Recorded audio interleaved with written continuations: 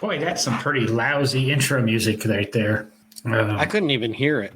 Oh, hopefully nobody else did. Oh, it was terribly lousy. It was really, really lousy. Oh. Hey, John, we're back. Another week of no driving gloves. Yes, it is. All right. Yeah, we're trying to give a minute or two for some of the viewers to jump in because we're not doing this intro right now. I'm kind of still in that dilemma of doing the intro or not, because anytime we seem to add an intro with any sort of music, it gets flagged. Somebody tries to flag it as copyright violation, even though I have the rights to the music. That's kind of the new scam for streamers. We put out stuff and there's bots that just, as soon as they see a stream go up, they claim copyright on them. You know what would be fun? I guess you'd probably wind up wasting a lot of money, but if we had some of our friends that we know that are musicians record an original piece of music for the show, copyright, do everything we need to, and then use it, have one of these bots attack us as though it's copyright, and then we could go after them and countersue, have some fun with it. Now, honestly, you can't, because they're really not people. And still, they're going to claim copyright, and then we still have to go jump through hoops. That's what I'm saying. We'd waste some money, but it'd be kind of fun. And this show, you know, we only broadcast to 2 channels on Facebook and 1 YouTube channel. One of the other podcasts I do, we broadcast to 10 different Facebook pages. And that means every time somebody files one of those violations, I have to go and jump through hoop after hoop after hoop after hoop 10 times to just even have a chance at maybe proving that I have rights to the music, and it's just not worth it. So we just don't suffer with music now. At some point, one of these big companies, I mean, we use a pretty decent company here to stream the show. And even when I use their default stuff that I'm perfectly licensed, and they're publishing the show for me to whatever social media, it still gets flagged with copyright. And they've got it, you know, basically, I think it's up to these streaming services to figure out how to, if it's copyrighted and it's coming through our stream to your social media, that's a whole nother thing. That's not talking about cars. You know, back when we had classic and vintage and antique and whatever, we didn't have any of these streaming problems. They had radios in them that played music, so we're kind of on a Some of them did. Mm-hmm. Oh, the first radios started being installed in automobiles in the mid to late 90s. Mm-hmm. Useless fact of the night. That's not necessarily. I'm going to add that as a segment into the show. Useless fact of making that in my notes. Show notes. It's my week to go first, and it just happened. It's just going down. It's poured rain here in Birmingham tonight. It's tough to see. I'll be honest. I don't see well at night driving, and I try to avoid it. And when it rains, it's even worse. But I'm going down the road, and you get the son of a bitch behind me with his brights on. And brights on. What are you supposed to do? I mean, I'm in a 50-mile-an-hour zone on city streets. I slowed down to 5. And the guy just pedaling along behind me. You know, don't know what I'm supposed to do. I can't, you know, so I guess my bitch is these, you know, people too cheap to buy a replacement light bulb or a headlight when it burns out, but you'll go ahead and drive around with your brights, creating dangerous situation, you know, or adding to a dangerous situation. Little do they know they're adding to a dangerous situation, but I mean, I'm blind. So, John, it's not dangerous. They're just not going to get to fix it. Even though the cop will still pull them over for not dimming their lights because it's probable cause for drunk driving. But anyway. Well, please do something then. Now, I'll be honest. I was on my way to Taco Bell when this happened, and the idiot behind me, or the some bitch behind me, Sheriff B.T. Justice. It's one of those things that, did I piss him off enough? Because we make the turn and he follows me on the turn, and he makes the turn and follows me on the turn. I make the turn into the old Taco Bell, and he makes the turn into the old Taco Bell, and I'm going, do I really want to go through the drive-through? And then he parks to go in the building. So you're right. He might have been in inebriated driving. Inebriated driving, and he was headed for fourth meal, you know. Well, that's what I was kind of. Inebriated driving? You shouldn't have been. No, we don't promote that on the show. No, the old fourth meal. So this episode brought to you by Taco Bell. And I just went in and bought the $5 box. And, you know, Brandy's asking me, so what'd you get? Taco Bell. Well, what'd you get? I don't know. I just order the box and whatever comes in the bag. It's probably $5. a taco. Everything at Taco Bell's the same thing. It's just kind of the thickness of the shell and how they fold it, right? Exactly. What's a burrito? Flour tortilla with meat, cheese, toppings. What are nachos? Tortilla chip, corn tortilla chips with meat, cheese, toppings. It's all the same, just fold it up different. Exactly. A burrito's a rolled soft taco. Mm-hmm. A soft taco that you've deep fried is now a hard taco. A Mexican pizza is just flat taco shells. It's just everything, it's like Chick-fil-A. Everything's the same damn thing. It's just in a different. Exactly. Chicken and bread. Yep. Oh, gosh. All of a sudden, I'm tired. Nap attack. Taco Bell, that does it to you, man. No, I barely had time to eat the first taco. I don't know if it was a gordita or a chalupa. It was the fat, thick bread shell thing without the hard taco in the middle of it. Sure, that thing. So, I found that when I go to edit the show for the audio, I run this thing called truncate silence.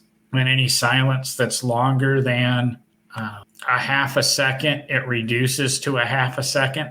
And we usually save about 15 minutes a show. Wow. All right. We are killing it. Yeah, so we're sorry, you video viewers. We're eating up an extra 10 minutes of your life. But I'm kind of shocked that we haven't had any comments yet tonight. So, but maybe once we get talking about our topic here, we will get some comments. As my favorite professor that I've talked about on the show before, don't know if it's made it out to him that we've mentioned Professor Higbee on the show, but he always liked to end class with questions, comments, concerns, quandaries. Nothing. You people have nothing. So maybe we'll get some of those comments, questions, and quandaries as we dive into the nomenclature that is classic, vintage, and antique automobiles. What do you think, John? Are you up on your etymology, not entomology, etymology of classic, vintage, and antique automobiles? I have my opinions on it. And since they're my opinions, they must be right. I heard a saying about opinions once. I do have a podcast, so everything I say must be correct. Well, there you go. I think it went something like opinions are like belly buttons. Everybody has one. Is that how it was? I don't think everybody has a belly button. All right. Well, anyway. Some people have had them removed. I thought that was like a fashion thing. It could be. I don't know. I know they got them pierced for. Yeah, it doesn't make sense to me, and I still don't know how you do that. I mean, it's really not pierced. I mean, you just fold the skin and stick the thing through. It's, ears, I understand because it goes through, and then you put the thing on the back. But if you're just folding, I mean, what if you folded your earlobe and just used one ear? You better get us talking about antique, vintage. Way off topic here, John. Way off topic. Oy. All right. So, seeing you've mentioned that you have your opinions, why don't you start with your opinions of classic, vintage, and antique automobile nomenclature or nomenclature, depending who you are and how you pronounce it, in the automotive world? Yeah, it really doesn't matter because you should only drive new cars with warranty that you've leased through a major automobile manufacturer. All right, great show, everybody. Listen next week, and we may or may not have a discussion. Now, do you look at it and you go with what the CCA requires, which I believe is 25 years, or what the AACA requires, which is 50 years? So that would be your classic and your antique and vintage pre-30s. I don't know. And I don't believe in going off the license plates. A lot of people have commented, well, in this state, if it's 20 years old, you get this tag. If it's 25 years old, you can get this tag, and so on down the line. I don't think that's really it. And much like many episodes ago, we talked about I don't believe it was SEMA, but one of those hot rod groups that Will shows cars at, they changed it to a rolling. You couldn't have any car for the longest time 72 or newer. It had to be 70 or older.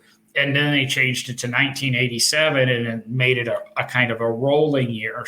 As time goes on, it keeps up with, I guess, we were talking about that in 2000, so that would have been 20. They were going 35 years, roughly.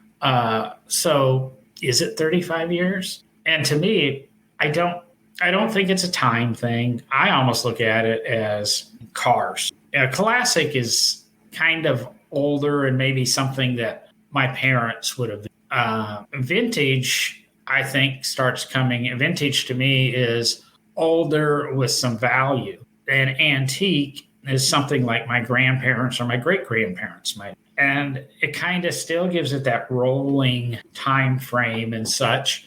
And if you notice, and if you go through a lot of the descriptions, and if you even go through the description of what no driving gloves is, we talk about collectible. And that's the term I always use because I think it's all encompassing are collector cars. They're cars that you collect and it doesn't define it. I don't care if your collection is 2019 Celine Mustang, it's collectible cars. I don't care if your collection is, I'm sorry, Derek, this is just popping into my head, but 2018 Chevrolet Impalas. Sweet. I mean, I've got 40 of them. It's to you, it's a collectible car. Everything can be collectible, and I don't. And I use that term quite often to avoid using classic, vintage, and antique. That's interesting because I actually probably would do the reverse of what you said on classic and vintage because, well, and I guess, you mentioned you go by the CCCA, definition or the AACA or any of the groups that are out there that like to try to define the vehicles specifically for their membership and who they're going to let in and who they're not going to let in basically comes down to. But if you use, if you were to apply the CCCA definitions, classic would be, you mentioned vintage is something that your parents would like and has some value. Whereas really kind of the way CCCA looks at is, they call them full classics. And, they are classic cars that are, higher end and have value to them. You're not talking about, a Model A is not allowed in the CCCA, at least last time I checked. And I doubt it is right now as a full classic. So I would almost vice versa flip the two, classic and vintage, the way you described them. The classic had value or had a higher value than other, vintage cars. Thinking of the full classic definition that CCCA would use for their vehicles. And, antique is tough. And here's, I think with all these, I like that, you commented that you use the term collectible or collectible cars because creates basically an even playing field. It's just cars that people enjoy and have fun with. And, these antique, vintage, classic, they're kind of ambiguous terms that people just use to define, I think it used to be at one point that antique was 75 years or older. And, that was kind of that definition of an antique car. But can you really classify it that way anymore? No, not really. And I tend to, I tend to classify things more by their era of automobiles. So, it's pretty easy to talk about horseless carriage vehicles, brass era, nickel era, black iron period, all of those. But then, of course, you get into the 50s, 60s, stuff like that. You can't really define an era. You could say, I collect 1950s cars instead of classic cars or vintage cars. But, you can also, you've got the muscle car era, sports car. So how do you define anything as ambiguous as classic, vintage, and antique? And I think that's where the debate really comes in. I mean, what inspired this topic, it's one that I've thought of for a while, but I had a friend ask the question on social media, and there's all kinds of answers. 50 years old, 60 years old, 70 years, what the car costs. If it's 50 plus, it's classic. 60 plus, it's vintage. 70 plus, it's antique. Somebody else says, 97 and earlier is a classic. And then you get into what again, like I said, what some of the various clubs. It's collector car insurance. I think American collectors, according to this statement. Vintage car manufactured between 19 and 30. Antique car manufactured 75 or earlier, greater than 45 years old. Classic car manufactured 2000 or earlier, greater than 20 years old. So with this definition, a vintage car is also an antique car and also a classic, right? Yeah, pretty much. So it kind of covers everything. Interestingly enough, I don't know that. I mean, you hear of vintage, but I feel like vintage almost isn't used that much anymore. I think it really comes down now. I only really hear people say classic car or antique car. Very rarely do I hear the term vintage car. So that might be falling out of popularity. But I'm almost wondering if we could create new no driving glove definitions for these. And I think antique car should be any car that you have or collect that no one is remaining living that remembers the car when it was. I think we should start with that. That'd be an antique. So if there is no one alive in the world that would have been alive when that car was new, then it's an antique. So I'm not sure who the oldest living person in the world is right now. It's usually somewhere around 110, 111 years old. So yeah, but they usually live somewhere where they don't have motorized transportation. Right, but they're still alive, and they were alive when the car was new. So that's the way I'm going to describe it. If you have a car that no one is alive in the world that would have been alive when that car was new, the year that car came out new, then you have an antique car. That's going to be my no driving gloves description of antique. How do you like it? I don't know if I quite go with that. I don't like you either, John. I've got the oldest person, whatever, not currently alive, but the oldest person. There we go. World's oldest man living confirmed is Juan Vicente Perez. He is 112 years and 250 days old as of February 4th. So 2022? Yeah. Yep. So he's 112, you said? Yep. So he'd be 100. He's pushing 113 now. 113. The oldest or the living person or whatever. Well, Guinness is saying that's the oldest man. The oldest living person is Lucille Randon in France. Born 11 February 1904 and is 118 years old, 118 years, 73 days old as of April 25th. So there you go. I guess we're looking anything 1904 or older is your antique car. There you go. Now, I will say the way that Henry Ford Museum, sorry, I'm concentrating on too many things. Let me start over. The way Henry Ford Museum in Greenfield Village define Old Car Festival, which most people refer to as antique cars, a show for antique cars, is anything 1932 and earlier. The reason for that is because they consider the development of the first monoblock removable flathead V8, which was the Ford V8, to be the technological change that modernized the automobile. Does that make sense? Did it come out clear? So basically, the idea of having a single cast V block 8-cylinder engine was one of the major turning points in modernizing the automobile as we know. So they're going with the V block because we had removable heads prior. I shouldn't have said removable head. Well, there were V8s that didn't have removable heads. Well, I'm just thinking like Packard had they were straight 8s, but the heads were removable. Right.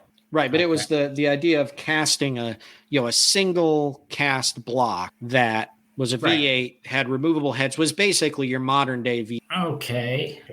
Robert Isaacs. Thank you. But is it really, Robert Isaacs was saying, Haggerty, anything 79 or older. Trying to think, but it's obviously varying definitions with what do I want to say? With whoever. Yeah, every group's going to define it differently. And, it's just, like I said, they're such ambiguous terms. I mean, go to an antique store and, an antique store, and you're going to find stuff from the 1980s and 1990s in there at some of the booths that people have set up. Are those antiques? Are your Coke collectibles from the 1990s antiques? They're in an antique store. Does that make them antique? I don't think so. Yeah, I just looked up the Classic Car Club of America, and actually they don't go by age. They basically say, since its beginning in 1952, the Classic Car Club of America has been about vintage classics, 1915 through 1948. So they're saying a vintage classic is 15 through 48. So I guess a 49 is not included in that. No, it's neither, just and neither is a 14. Yeah. Well, that's because 1915 to 1916 is the transition and end of what everybody refers to as the brass era. So you don't have brass era cars, although 1915, you still have quite a bit of brass on some cars, but really 1915, 16 is often considered the end of the brass era. And then 16, 17 forward is, nickel era. There's, black iron mentioned in there in some groups, but really horseless carriage to brass era to nickel era is the common path that leads up. And so they're kind of jumping in at that end of the brass era to get that classic definition. But the organization was founded in 52 for 15 to 48 vehicles. So say you and I decided to say it didn't exist, and we decided right now, let's start the Classic Car Club of America. Mm-hmm. That would be like saying cars from 2018 would be, that's for, they were talking 4-year-old cars. That's what we're talking here. Actually, probably 2019, because there's 2023s on the market. Yeah, I was going to say, they were only talking 2 years, or no, 52, right? Not 52. So yeah. So yeah, back it up. Like 2019. Yeah. So I'm only going to do cars that were designed to run on unleaded gas. So cars 1974, 1975 to 2018. Those are classic cars. Well, are you going to back up and do all the earlier stuff too? Because tetraethyl lead started getting added to gasoline in about 1926 or 29 that they started playing with it, as I recall. No, because I'm one of these exclusionaries, and these are the rules that I set. Gotcha. All right. But those are, frankly, I'm tired. So wait, if that's going to be the no driving gloves definition of, you're saying that's classic? Yes. Okay. So what did you say? 1970? I think it's 74 is pretty much when it was. 74-ish. Yeah, I think, and then it stretched out, like lawsuits and stuff stretched out into the late 70s over it. So if we use my definition of antique, we would have everything pre-1904, right? And your classic definition would be everything after 70. So vintage must be everything from 1905 to 1973. No, 74 to 2018. Otherwise, it's too new of a car. That's my definition. Oh, 74 to 2019. That's classic. So vintage is everything from 1905 to 1973. We solved it. No, I don't think I like that one. Vintage is, I don't know. Maybe vintage is just like, it's just like wine. Because it's just going to be like wine. When you refer to your car, you just be like, it's a 1919 vintage. It's got it's got great rubber, great, it has very, very oaky undertones, a little bit of ash and a little bit of burnt oil aromas. Yes. Really, really picking up the antifreeze kind of sweet smell here out of it. So, I mean, in researching and looking over this, it's literally take a handful of crap and throw it at the wall and see what sticks. And there's, the one, excuse me, I'm sorry. that Taco Bell is revisiting. I never looked up what like Webster's defines classic, vintage, and antique as. And then do we do that because antique does have a certain definition in the collecting world of, say, art, fine art or furniture or things like that? Is that what we're trying to do with cars? And do we look at what true antiques are and what true vintage is? Or does that fluctuate in other hobbies or interests? I don't know. I don't play in very other hobbies and interests.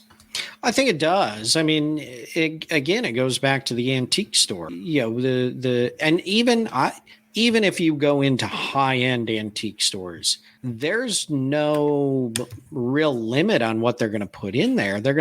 High-end antique stores are going to put in, your higher end valuables, right? I mean, if we think about furniture, probably, let's see, it's 2022. So let's say 30, 40 years ago, mid-century modern pieces weren't really okay. Some of the artistic, very high-end mid-century modern has always been valuable. But some of the lower-end mid-century modern pieces, they weren't terribly valuable. They weren't that old. But now mid-century modern pieces of furniture are becoming more collectible, more valuable.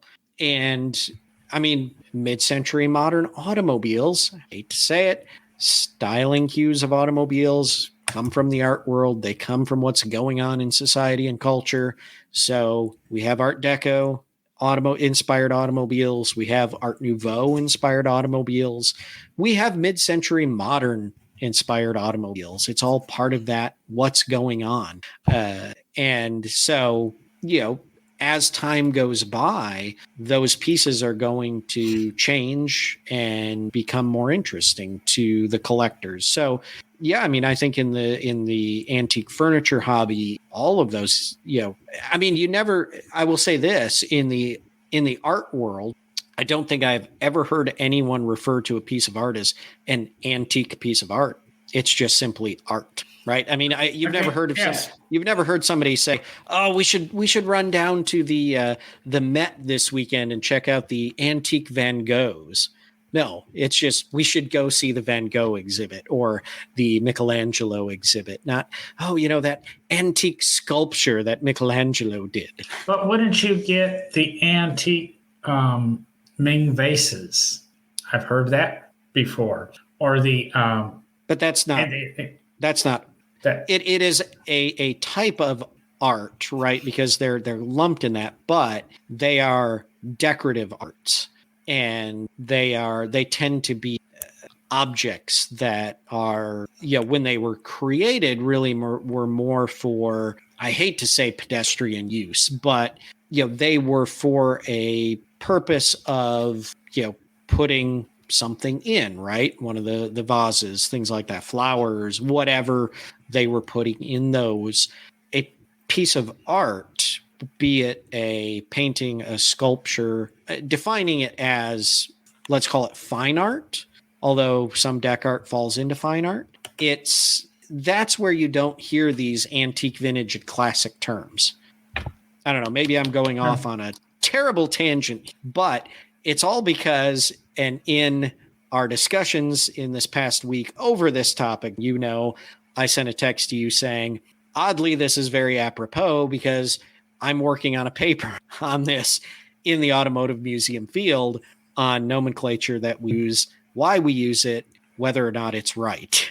You didn't use apropos. Okay, Robert. Sorry, I wanted to elevate the conversation podcast. Yeah. Robert goes on here, and he's kind of saying what I said. Is it just because a car's old? He says there needs to be some desirability. And I went ahead and answered my question, or did what I said. I object, Your Honor. I did what I said. Why don't we do this? Why do we have to be unique as car people? And the Webster Dictionary definition of antique. And I mean, these actually play really well into the car world, kind of. Not even going to say kind of. Antique. A noun, a collectible object such as a piece of furniture or work of art that has a high value because of considerable age. So they're saying it needs to, in order to be an antique, it needs to be of considerable age and have a high value. So that even kind of eliminates yours with, older than the oldest person living, because it still needs to have a high value. There's very few cars pre-1904 that don't have. Then we go into the definition of a classic. Well, wait a second. The definition of antique as an adjective, having a high value because of belonging to ancient times, statues of ancient god or antique god. And then it can also be used as a verb. But classic would go on as an adjective, as a noun, a work of art recognized and established value. As an adjective, judged over a period of time to be of the highest quality and outstanding of its kind. That doesn't take the value into it, but it is of the highest quality and outstanding of its kind. I can kind of go with that too. And then if we finally get down to vintage, the definitions all focus on wine. So should we even have vintage as cars? What did I say earlier? Did I say earlier? Exactly. The definition of vintage in current terms as a noun, the year or place in which wine, especially wine of high quality, was produced. True meaning of vintage from the Merriam-Webster Dictionary. Definition 1, of wine relating to or produced in a particular vintage. 2, of old, recognized, and enduring interest, importance, or quality. I go with that. If it's vintage, it's got to be old, recognized, it has enduring interest, importance, or quality. So it doesn't have to have all three. And I think those definitions really define it. And it's not saying before 1932 or something. But wait, you just said vintage had the word old in it, right? Yes. So how do you define old? What makes something a year, 2 years, 3 years, 4 years, 5 years? I think it's an interpretation of old, because not only does it have to be old, it has to be recognized. So that means more than one person has to agree that it's old, and has enduring interest or importance or quality. So you've got to have those three things. So if it's very important and somebody's recognizing it as important, then does that same group recognize it as old? That is an interesting question. Yeah, I like these definitions. I can go with that. I can really roll with it. God dang it, the dictionary's smart. That Webster, I mean, come on. We knew everything. I heard a trivia question this week about dictionaries, and I never did hear the answer, but I'm pretty sure I know the answer. I guess I have the Google in front of me. But what one word is spelled incorrectly in every dictionary? Incorrectly? That was my assumption. Probably in every American dictionary? No, because they probably have both. I was going to say aluminum, or properly aluminium. Why would that be spelled incorrectly? Well, the true spelling of it is aluminium with an extra I. But is that incorrect? Because that's not the accepted spelling. That's why I'm saying that it probably isn't the answer. Okay, well, I came up with podcasting. We have just now defined classic, vintage, and antique automobile. Wait, aren't you going to answer the question of what word is spelled incorrectly in every dictionary? I told you I don't know. I didn't hear the answer. Oh Lord, that you really did that to us? Yeah. Can I back up to my objection? I agree with your dictionary terms. Your dictionary terms, this is interesting. I have a hard time with the idea of, as Robert put it, cars of interest should only be categorized, because who's going to define if it is a car of interest? Because I have myself and a few of my friends have interest in cars that other people hate and despise and don't have any interest in. Well, that's where in vintage, it's enduring. And I believe even if people despise it, it still has interest. It's kind of like there's no such thing as bad publicity. Or if they're talking about it, it's good. Doesn't matter if they're talking negatively about it. it's good because it puts you're on the forefront of thought. It's kind of like, let's go with Etzels. Weren't they despised and hated when they were new, et cetera, et cetera? Why do people collect them now? Etzels. It's not that they got Studebaker Avantes. It's not that they got all of a sudden became better cars. People remember them, and they're going to spark interest. So like those. Oh, and John, don't forget for your side of the world and my side of the world in some ways, the Lotus Europa. That car was not very well liked when it first came out. That, what people thought wasn't great styling. Well, you've been talking about, or we've talked recently about the Lotus 74 to 76 Elite. That wasn't exactly. Yeah, the Elite. And I mean, people throw Pacers and Gremlins and all these other things. Robert just threw out the Yugo. Well, see, I have an interest in Yugos. I really like it, and I just saw a Yugo convertible for sale again. And it's really weird. There's only 40 of them in this country or were imported. And there's usually always one for sale. And it's always a different one. But see, that would mean just about everything we've discussed there would be vintage. Yeah. Now, would they be ambiguous? They would not be classic because they are not necessarily to the highest quality. And they are not remarkably and instructively typical. Wait, say that again. Read the whole thing again. What? I can't. That one doesn't make sense. Can you read? No, sometimes I can't. Hooked on Phonics. This segment brought to you by Hooked on Phonics. Judged over a period of time to be of the highest quality and outstanding of its kind. This is classic. So that would eliminate just about the Yugo and the Gremlin, and or a noun. It would be defined as a work of art, recognized and established value. Well, they have established value, but I think when I'm going to interpret that definition to value, meaning of significant expense, not $40. Well, but do they define value? Well, like I said, I think is it monetary value, or could we be talking about historic? So at that point, you're saying that an Etzel could be a classic because it is has established historical value. Don't ever build a car that looks like that again. Established historical value.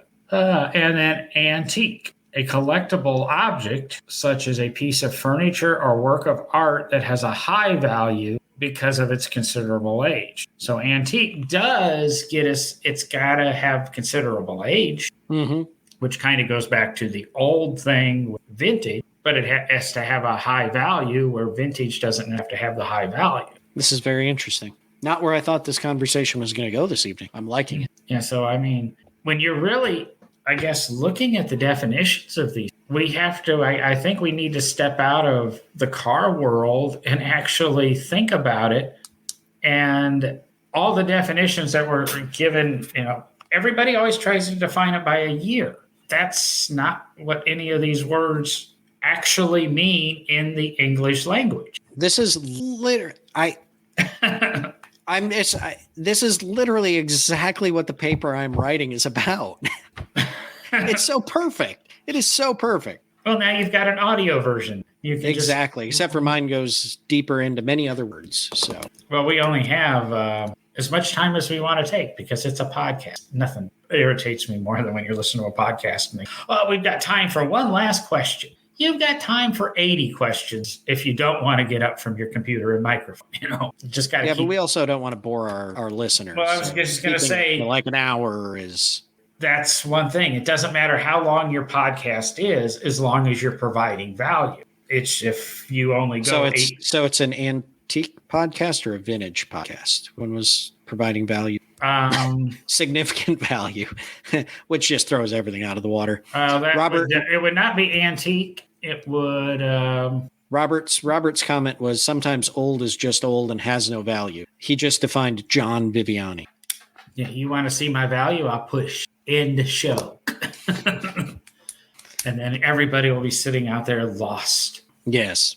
So have we killed the classic, vintage, and antique conversation? Because I want to bring up one other term that we have used on the show before. We gave Will a hard time about, and I have thoughts on the word. I almost put it in the infographic because I know we have not talked about this, but it almost went into the show cover because I know what you're talking about. What word is it, Jim? Restomod. Restomod, exactly. I have no idea. The paper that I'm writing kind of spurred my mind into thinking about this word again because of the wonderful debates we have with Will when he's on about it.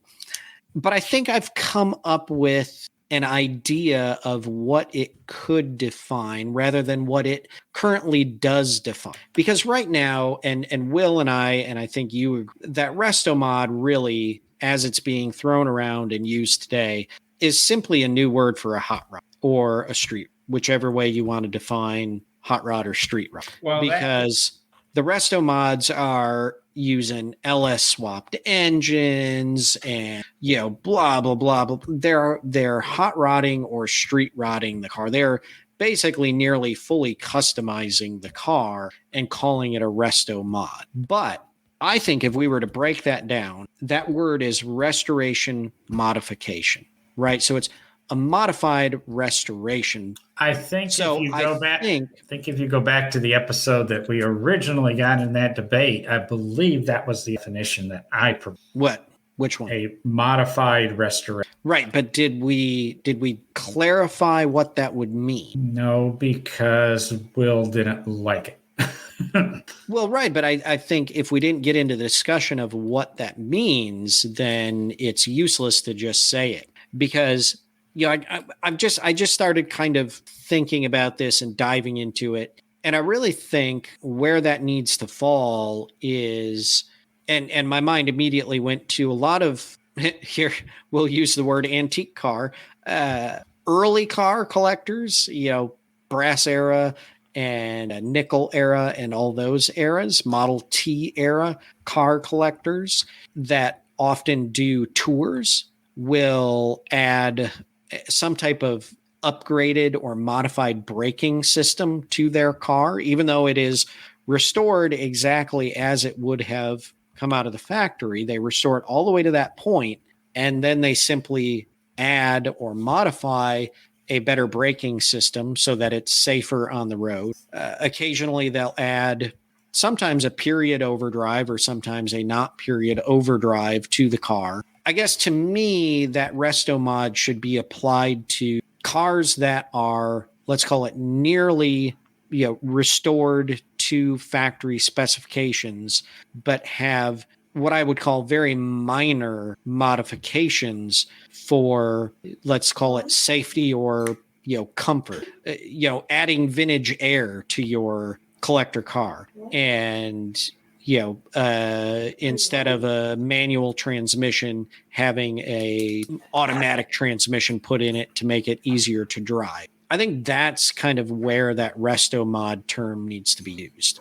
That's just kind of what I'm brainstorming right now. Now, see, I still agree with kind of how the Restomod term is used. The actual definition is, or one of the definitions, and it's kind of the one I go with. It is a classic car that has been restored but modified using modern parts and technology. Aesthetically, the vehicle looks the same until you look under the hood or reach for the radio, or it has power seats, or it has. No, it doesn't, because half the Restomods running through Barrett Jackson have a candy pearl clear coat on them and aluminum 18-inch rims.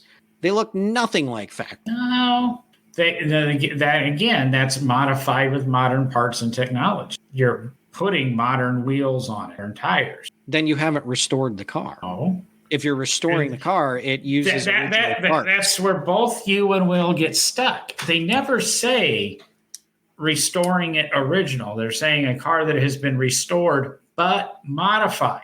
And I understand. There's where Will kind of said is that it's not restored; it's modified. Yeah, I think it's paying homage or respect to the original styling of the vehicle, but bringing it to a comfort level that will encourage use. I think that definition allows for too much modification if you're going to use the restoration term ahead of it. That's my take on it. Well, that gets us into then, and now we're getting into more terms, and we're probably going to have to carry it on to another show. What does restoration?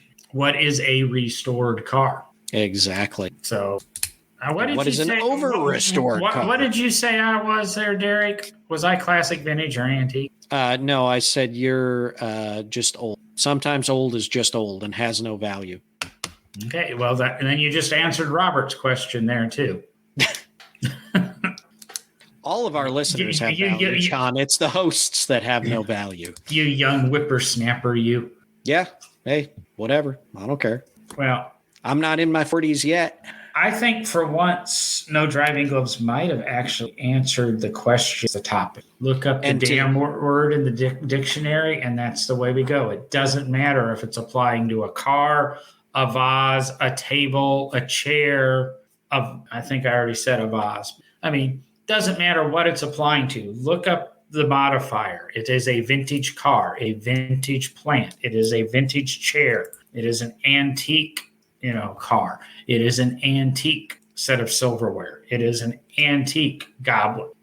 It's all the same. Just look up what the damn. At this point, we're using it as an adjective. It is an antique bedpan. Exactly. My dad has an antique oxygen concentrator. So seeing we answered the question, we can steal a line from another show, and we can end on that bombshell. There you go. The line from the other show.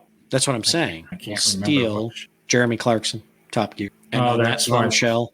I can't see, and I can't go with that because I despise Jeremy. I think he's the worst stain on most people do. He's the worst stain on the automotive hobby ever, and should be totally eliminated. And I can't stand. I can't stand the arrogant son of a bitch. And that's everybody feels that way, right? But here's the interesting. I want to go back and watch Top Gear from the very beginning all the way up to the bombshell of an ending of the show with those hosts on it. So you want to start watching? I saw Top Gear from 1978. Yeah, why not? But specifically when Jeremy Clarkson comes onto the show, because I saw a clip not that long ago, probably right around the time he started, and he was actually giving a review of a car that was actually relevant and more of your, actual automotive review type discussion about, space in the car, level of road noise versus another car. And it was actually useful information at the time. I don't know when the clip was from. I just happened to see it. I don't even remember where, but it would be interesting to see the progression and it's like in America. I mean, at some point during the, I'm going to call it the late 90s, probably early 2000s. Everything that was educational had to change. It had to become entertainment and entertainment only, because that seems to be all people want anymore. They don't really care about information. It's just, what's entertaining? Let's drop a car from a helicopter and see what it does. It's useless. And it's the same thing as the History Channel. The History Channel was good. Now it sucks. Well, it doesn't have anything to do with history, but you want to watch Top Gear from when Jeremy Clarkson joined the show because Top Gear goes back decades and decades. Well, I know, but I wouldn't mind starting it from the beginning because they're going to be reviewing interesting vehicles that have, information that would be good for an automotive historian. Still, very rarely will I not hedge, and I always have to be a little bit vague about something. Jeremy Clarkson, from the moment he was fired from Top Gear, I have not watched a single episode, any sort of Top Gear, whatever the damn Netflix show he did, and I lost all respect for James May, the little midget. I used to like them a lot more than Jeremy on Top Gear. lost all respect for him because they didn't stand by the little guy. They stood their own pocketbook. Those three guys, I don't care how big they are to the automotive world. So I can't let you end on a bottom. I don't really think anybody's going to disagree with you. There might be a few, but you don't think anybody's going to disagree with me? That's why they had 9 seasons on Netflix afterwards. They have a ton of fans. Anybody that is knowledge of automotive world and automotive history, is that better? I need to clarify? I disagree. I think there's too many people that just. So we won't end on a bombshell, but we could end on The Prisoner with his Lotus 7 BC. There you go. I'm out of here. See you guys.